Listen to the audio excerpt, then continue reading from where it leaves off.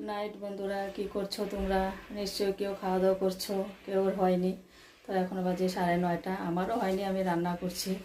তো ছেলে বলছে আজকে চিকেন খাবে, তো বাজারে গেলাম, চিকেন নিয়ে আসলাম।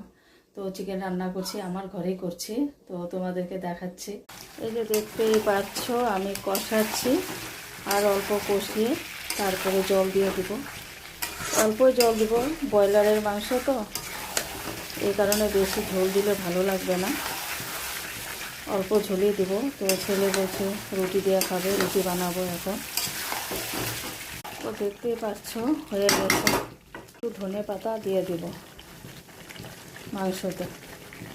দিলে ধনে পাতাটা খাওয়ার মজাই আলাদা, আর ধনে পাতাটা সব কিছুতেই দেওয়া যায়। তোমরাও খেয়ে দেখো বন্ধুরা, মাংসতে ধনে পাতা ভীষণ ভালো লাগে। ভাজা হয়ে যাচ্ছে, দেখতেই পাচ্ছ।